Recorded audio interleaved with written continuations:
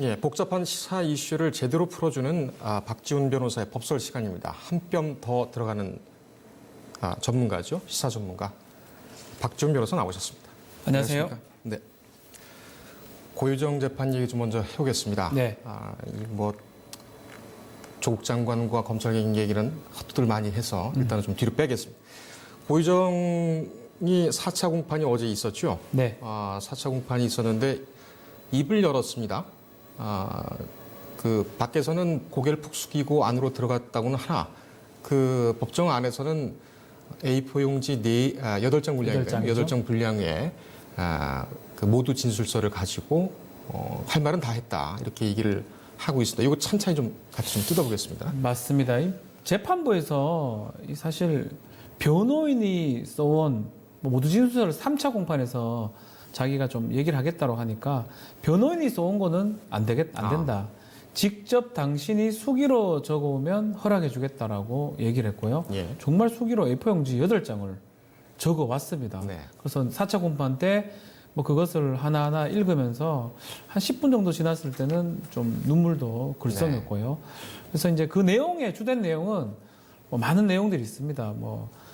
반성한다는 내용도 있고 참여한다는 내용도 있고 여러 가지가 있는데, 참여를 한다면 예컨대 모든 범죄 사실을 인정했을 때 참여가 되는 겁니다.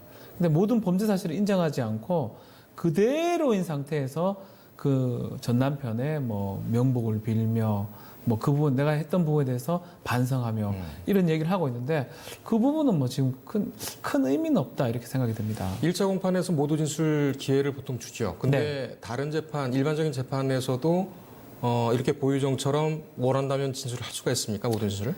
길게 하지 않습니다. 통상 모두 진술이라는 거는 모두의 처음에 하는 진술이기 때문에 혐의 사실 인정하냐, 인정하지 않느냐, 인정하지 않는다면 어떤 부분을 인정하지 않느냐, 그 정도 얘기하는 부분이거든요. 근데 그때 제대로 답변하지 않고 있다가 한참 지나서 3차 공판에 가서 모두 진술하겠다라고 얘기한 겁니다. 예, 그 왜 그랬을까요? 그러니까 1차, 2차 아마 검찰이 가진 증거, 자신들이 주장할 쟁점 이런 것들을 좀 봤던 것으로 보입니다. 3차에 와서는 주장할 수 있는 부분도 충분히 정리가 됐고, 그러다 보니까 3차에서 모두 진술하겠다 요청을 했고요. 예. 법원 같은 경우는 재판부에서는 1차가 아닌 3차, 특히 4차에서 좀 해야 되는 상황이 생기기 때문에 공판이 아니면 기일이 연장되는 효과가 있는 거거든요. 예. 그러다 보니까 수기로 이렇게 작성을 요청했는데 고유정이 수기로 그걸 적어 왔고 예. 그 얘기를 했는데, 아마 이런 것 같아요. 검찰이 가진 많은 증거들, 제출한 증거들이 직접 증거가 아닌 물적 증거가 많기 때문에 예. 똑같이 주장하는 것 같습니다. 성폭행을 당했고 그 성폭행을 당하는 과정에서 정당방위로 살해하게 됐고, 다만 사체 은닉 유기 부분은 본인이 부인할 수가 없습니다. 예. 그래서 그 부분만 지금 인정하고 반성하겠다라고 하는 것으로 지금 보입니다. 고유정 재판 문제를 다룰 때 변호사님께서 고유정에게는 시간을 끄는 것이 유리할 것이다. 그리고 네. 그런 전략으로 나갈 것이다. 라고 전망을 하셨는데 그게 그대로 들어맞고 있군요. 그렇죠. 시간 끄는 전략 중에 하나죠. 재판부 입장에서 살인사건입니다. 살인사건이고 동기도 지금 조금 찾기가 아니면 명확하지 않는 상태라고 봐야 되고, 네. 증거 부분도 좀 그렇거든요. 그런 상황이면 혹시라도 법정에서 자백의 어떤 가능성도 있기 때문에 그런 기회를 준 것으로 보입니다. 예. 아마도 고유정은 필요하다면 이런 여러 가지 방법들을 이용해서 재판을 가급적이면 오래 유지할 것으로 지금 생각이 듭니다. 알겠습니다. 진술 내용을 하나하나 좀 네. 그 주요 진술 위주로 해서 좀 뜯어보겠습니다. 우선 처음에 나왔던 얘기가 그 그림을 좀 띄워주시죠. 예기치 않은 사건이 발생해 악몽 속에서 살고 있는 참담한 심정입니다. 이렇게 돼 있고, 마트 주차장에서 전 남편을 만났는데 헤어지지 못한 것을 지금 후회하고 있다. 이거를 보면은 처음에 고유정이 잡혀서 그때 진술을 하고 나왔고 그랬을 때는 그래도 본인이 살인했다는 그런 범죄는 인정을 하고 있구나라는 인상이 들었습니다. 근데 예기치 않은 사건, 이거 우발적인 사건이라고 계속 강조를 하고 있는데, 그렇죠. 이 발언 어떻게 보십니까? 정당방위 얘기를 하기 위해서 여기치 않은 사건으로 이렇게 얘기를 하는 것 같습니다. 예.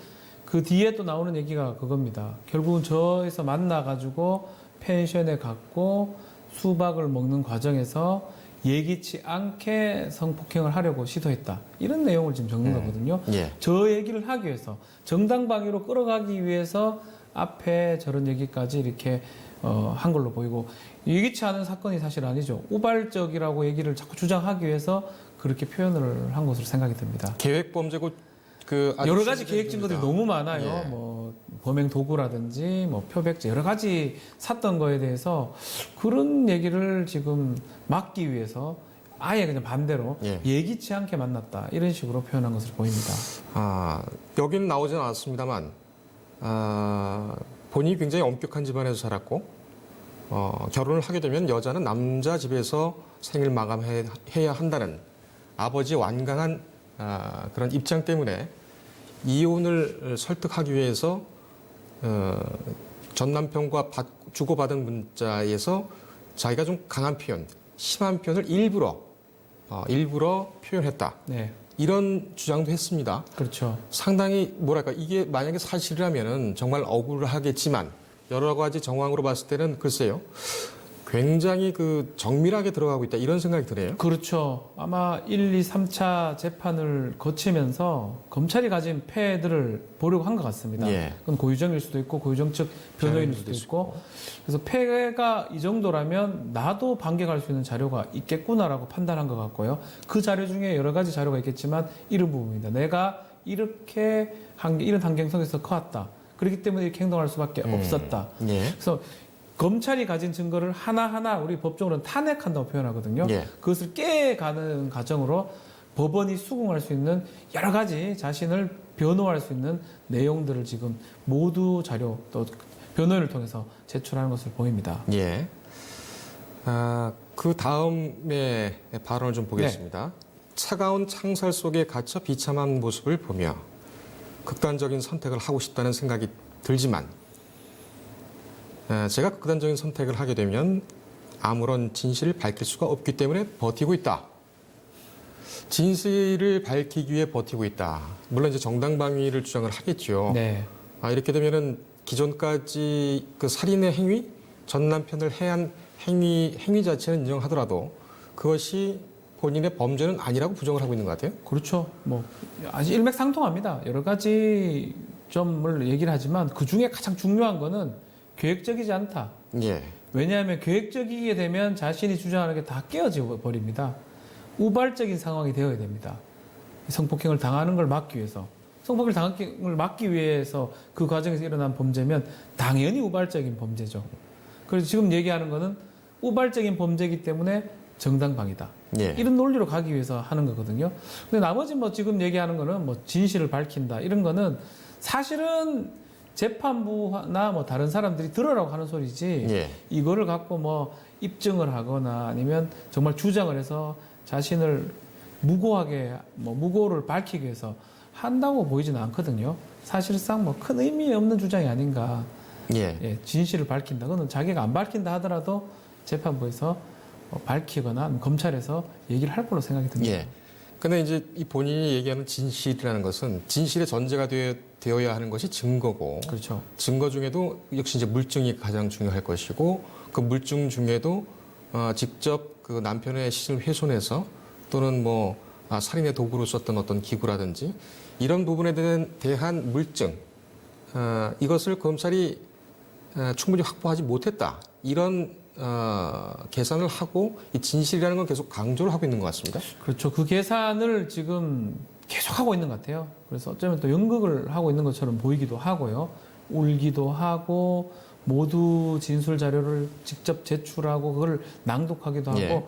거기에 많은 얘기들 중에 대다수는 사실은 자신의 말이 맞으니까 들어달라라고 하는 겁니다. 예. 그렇지만 본인도 그게 합당한 증거를 내지는 못하고 있어요. 대부분 증거보다는 그냥 본인이 겪은 일이라든지 본인의 생각을 지금 주장을 하고 있거든요. 예. 어쨌든 그만큼 지금 재판에서 검찰이 이렇게 크게 많이 자료를 못 내고 있는 것처럼 보이는데 이제 4차까지는 이제 모두 진술 뭐 이렇게 되지만 5차부터는 뭐 증인 내지 아니면 증거 기일 자체가 잡힐 수가 있습니다. 예. 다 검찰이 어떠한 증거를 또 갖고 있고 그런 것들이 또 어떻게 제출이 될지 뭐 그때에 따라서도 달라질 가능성도 있지 않을까. 지금은 뭐 진실, 뭐 예기치 않은 뭐 성폭행, 정당방 이런 얘기를 하고 있지만 예. 다른 증거들이 또 나타난다면 또 어떻게 반응할지 그 부분도 좀 주목이 됩니다. 예.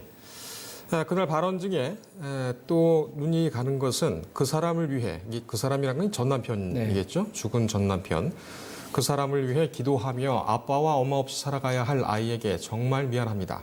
그때 참았어야 했다는 생각을 정말 많이 합니다. 이 부분도 아이가 지금 혼자 있기 때문에 본인이 나가야 한다. 본인이 보살펴야 한다는 그런 주장은 또 계속을 하고 있죠. 이게 참 말이 안 되는 이 거거든요. 부분이 정말 모순이라고 저는 생각을 하는데. 유족이 있어요. 저 재판에 지금 참석을 하고 있습니다. 피해자들이 반성을 하고 미안하다. 그때 참았어야 한다. 글쎄요. 미안하다라는 말의 전제는 사실을 인정을 하고 그 모든 것을 최소한이라도 사체의 어떤 일부분이라도 유족들한테 돌려주고 그걸 알려준 다음에 이런 얘기를 한다면 그 미안함이 재판부나 유족한테 반영이 될 수가 있습니다. 근데 남편한테 미안하다, 아이한테 미안하다 이렇게 하면서 그때 참았어야 된다. 이 맥락을 다 보면 결국은 성폭행 당했는데 성폭행 당한 것도 참아서 정당방위가 되긴 됐지만 그것도 안 했었으면 한다. 이런 이상한 논리로 지금 얘기를 하는 거거든요. 그렇군요. 그게 뭐 단언할 수는 없지만 그렇지만 이 미안하다 이 말 자체가 아이한테 뭐 미안할 수도 있겠지만 남편한테 뭐 얘기하는 거는 조금 맥락이 맞지 않다. 억지다. 그래서 유족들 입장에서는 상당히 뭐 야유도 많았고요. 그 법정에서는 상당히 좀 불만들이 많이 터져 나왔던 게 사실입니다. 변호사님은 이제 군판사도 하셨고 피고인을 데리고 또 검사를 데리고 재판도 해보셨지 않습니까? 네. 예, 이런 비슷한 류의 피고인들을 많이 보신 적이 있습니까? 어떻습니까?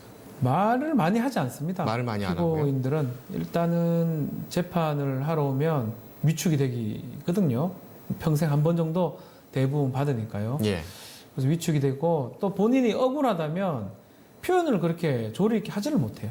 억울하면 답답해하고 엉뚱한 얘기를 하는 경우가 더 많고 이렇게 조리 있게 뭐 준비된 대화를 또 준비된 진술을 하기가 쉽지가 않은데 그런 측면에서 봤을 때는 고유정은 상당히 좀 영악하고 뭐 변호인하고 이게 협조가 됐고 뭐 합의가 된 건지는 잘 알 수가 없지만 어쨌든 간에 재판하는 태도가 상당히 전략적이다. 그렇지만 이게 먹힐지 안 먹힐지는 저는 의문이거든요.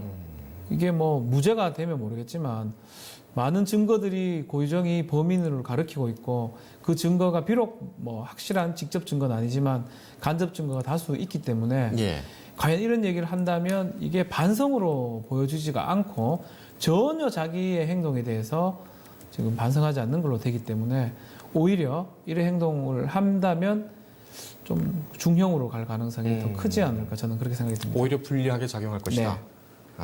맞아떨어져야 됩니다. 얘기를 할 때 그만한 논거들이 맞아떨어져야 되는데 그 논거도 없이 그냥 자신의 생각이라든지 상상에 의해서 계속 주장을 하는 거거든요. 그것도 이제 맞지 않다고 봐야 됩니다. 모두 진술 작성하고 이럴 때 또는 피고인이 직접 발언을 하고 할 때 이때 영화에서 보면은 뭐 변호인과 사전 교감이 없이 준비 없이 하게 되면은 변호인 제지도 하고 그런 걸 봅니다.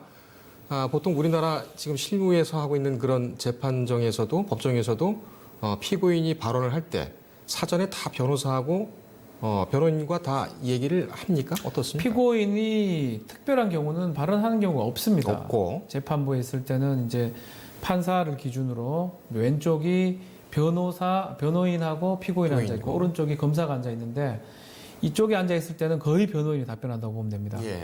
근데 이제 간혹 피고인 신문을 합니다. 증인 말고요. 피고인을 직접 증인대로 판사 맞은편에 두고 있을 때는 발언을 하죠. 그때 발언할 때 변호사가 걱정하긴 합니다. 혹시나 엉뚱한 얘기를 할까봐 걱정하긴 하는데 그때는 좀 미리 얘기를 합니다. 이런 질문을 할 때 이렇게 답변하는 게 좋겠다. 근데 일반적으로 이 당사자석에 있을 때는 질문이 거의 없고 발언할 기회가 없기 때문에 얘기를 안 하는데 고유정 같은 경우는 이제 모두 진술이라는 그 A4 용지를 통해서 자기의 발언을 한 것으로 좀 생각이 듭니다.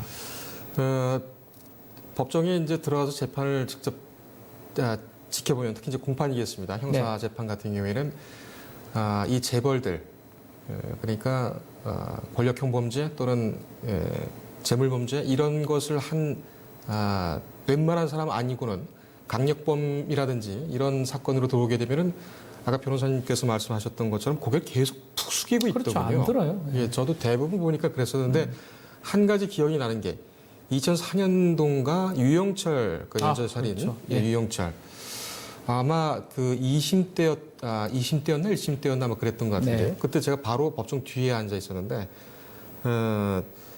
지금 말씀하신 것처럼 그 참고인 진술, 증인 진술, 네. 예, 증인 진술, 피고인 진술을 할 때에 갑자기 튀어나갔더군요.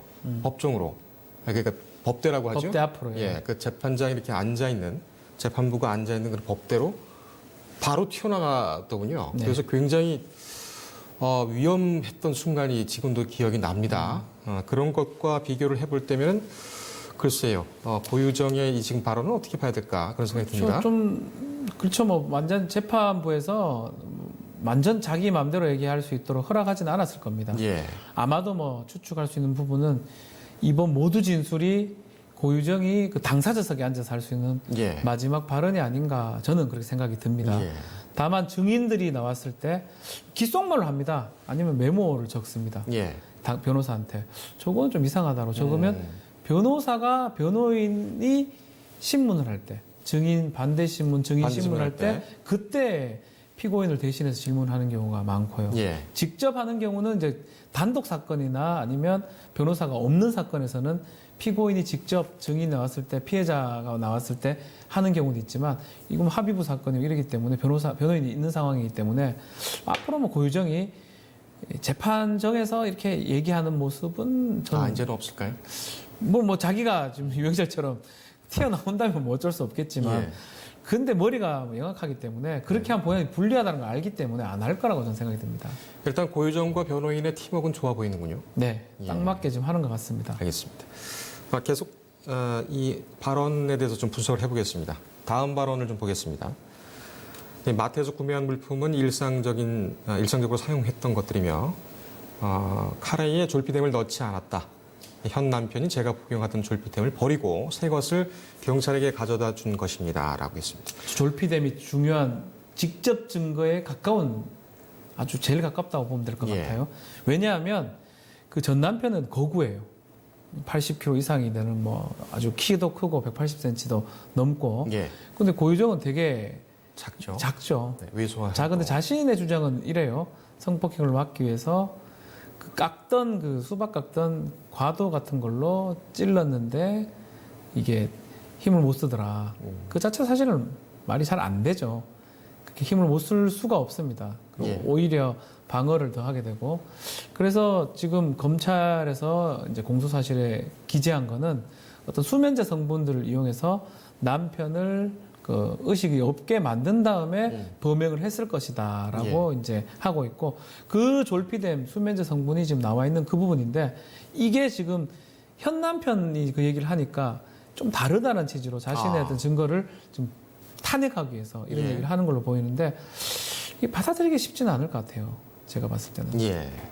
뭐 그러면 이 졸피뎀에 대한 주장도 그러니까 대세에는 큰 지장이 없다. 그렇죠. 뭐 졸피뎀에 만약에 뭐 남편이 예를 들어서 그 현 남편이 이 재판장에 와서 고유정한테 유리한 뭐 증언을 한다면 그래도 뭐 약간의 일말의 가능성이 있지만 그러지는 않을 것 같거든요. 또 자신도 지금 주장하기로는 현 남편하고 지금 사이가 또 안 좋아져가지고 뭐 또 그런 얘기도 지금 모두 진술하고 있어요. 예. 그런 거 봤을 때는 지금 혼자서 하는 주장이지 이 주장이 재판부에 이렇게 반영이 될 가능성은 없어 보입니다. 중요한 말씀을 지금 해주셨는데, 그러니까 지금 현 남편과 그렇게 뭐랄까요, 이렇게 돌아서게 된 이유, 네. 서로 사이가 좋지 않다고 주장하는 이유도 보면 모두 진술에서 그 지금 현재 남편이 본인을 굉장히 그 뭐랄까요 무시하고 그렇죠. 또 아주 못살게 굴고 괴롭혔다. 그래서 이런 일을 현 남편에게 알리면 또 무시당하고 뭐 타박당하고 얻어맞을 것 같아서 증거를 없애기 위해서 뭐 제정신이 아닌 상황에서 할 수 없이 저질렀다라고 그런 모두 진술에도 네, 맞습니다. 나오고 있습니다. 근데 졸피뎀이 그 전 남편 이 살인 사망 사건과 그것만과 관련이 있는 것이 아니라 그 아들 의붓아들의 죽음과도 관련이 있죠. 지금 경찰은 잠정적으로 고유정이 의붓아들을 살해한 걸로 결론을 내었습니다. 예. 검찰에 송치된 상황이고요. 검찰이 기소를 할지는 또 봐야 됩니다. 수사가 또 진행돼야 되니까요. 네. 다만 여러 가지 증거들이 있어요.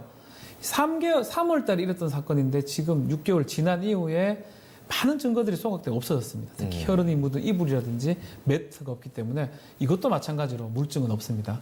간접적 증거들을 경찰이 확보했는데요. 가장 예. 중요한 증거 중에 하나가 수면제 성분입니다. 예. 남편 몸에 나온 수면제 성분. 왜냐하면 남편이 그 같이 자고 있었는데 옆에서 이제 뭐 예컨대 경찰 주장대로 목을 조르고 질식사가 된 거거든요. 그렇게 하고 있으면 만약에 잠을 깊이 자지 않았다면 또 수면제 성분이 없었다면 그 소리가 들립니다. 예. 근데 계속 자고 있었다면 뭔가 수면 성분을 했지 않을까. 그게 첫 번째 증거가 될 수가 있고요. 두 번째로 가장 중요한 거는 5시 정도에 새벽 5시 정도에 질식사로 사망한 것으로 지금 추정이 되는데 5시에 인터넷 검색 기록을 보니까 고유정이 뭔가 검색을 하고 있었고 그때 깨 있었다는 게 이제 포렌식 결과 드러났습니다. 그렇군요. 그리고 이제 거짓말 탐지기에서 그날 깨 있었냐 잤냐고 물어봤을 때는 2번 다 깨 있었다고 얘기를 해가지고 거짓 반응이 나왔거든요. 뭐 거짓말 탐지기는 증거로 쓰기는 어렵습니다. 그렇지만 그 신빙성은 상당히 있다고 봅니다. 예. 그렇기 때문에 그런 여러 가지 간접적인 증거를 봤을 때는 고유정이 의붓 아들 역시 살해했을 것으로 지금 추정을 하고 있는데 이것도 네. 문제는 직접 증거가 지금 좀 애매한 상황이거든요. 검찰 수사를 통해서 더 많은 증거를 확보할 수 있을지 기소까지 갈 수 있을지 지켜봐야 될 것 같습니다. 예.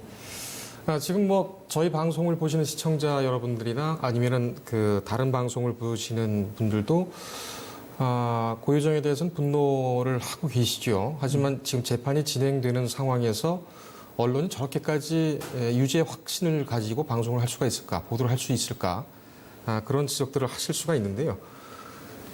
지금 상황 같은 경우에는 글쎄요, 뭐랄까요, 모든 것이 다 그 본인을 가리키는, 그렇죠. 본인을 가리키는 그런 범죄, 아주 극악한 범죄의 주인공인데 그것에 대해서 좀 비상식적이고 비논리적으로 이 반박을 하는 그런 문제에 대해서 저희가 좀 짚어보고 있기 때문에 이 부분은 이해를 좀 해주시는 게 좋을 것 같습니다.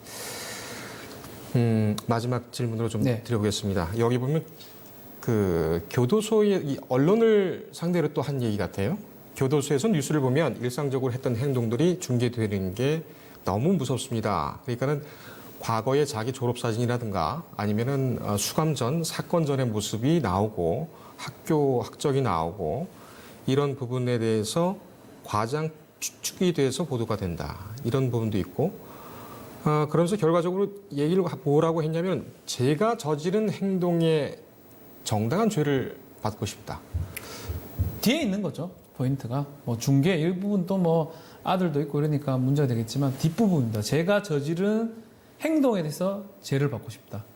사체 유기 은닉입니다. 3년 이하의 징역. 사체 유견이 집행유예죠. 뭐 만약에 그게 맞다면 초범이라면요.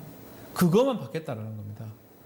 그러니까 이거를 갖고 무죄 추정의 원칙이 적용됩니다. 모든 피의자, 피고인한테는 무죄 추정의 원칙이 적용되지만 참 그 원칙이라는 게 좀 그러네요. 고유정 사건을 봤을 때는 너무나 잔혹하고 너무나 계획적이고 어쩌면 모든 언론, 모든 사람을 속이려고 하는 모습이 있기 때문에 언론에서 좀 더 얘기를 하는 거고 이것도 마찬가지입니다.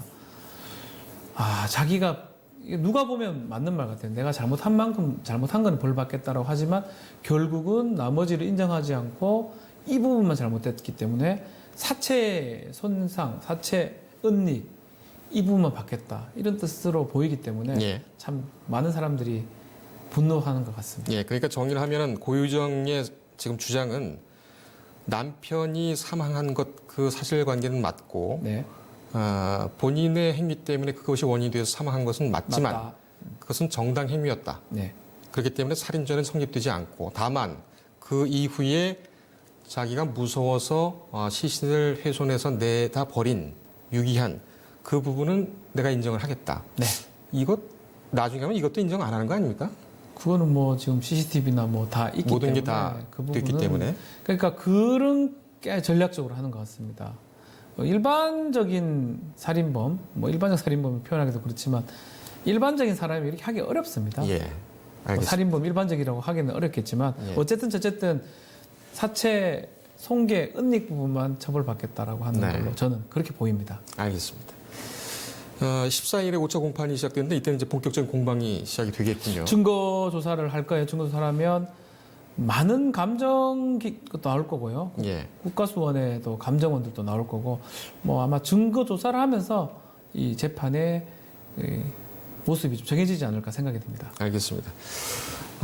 고의종 사건 재판에 대한 분석을 좀 오래 하다 보니까 시간이 좀 많이 갔습니다만, 이 부분을 좀 여쭤보고 가야 될 것 같아요. 문재인 대통령이 어제 발언을 했습니다. 이것은 직접 지시를 하겠다. 뭐 윤석열 검찰총장에 대한 직접적인 압박, 또 검찰에 대한 어떤 그런 경고 이렇게도 볼 수가 있지만, 이 시대적인 그 과제인 검찰 개혁, 내가 끝내겠다. 내가 직접 틀어쥐고 하겠다라는 대통령의 의지가 상당히 전 보인다고 생각이 됩니다.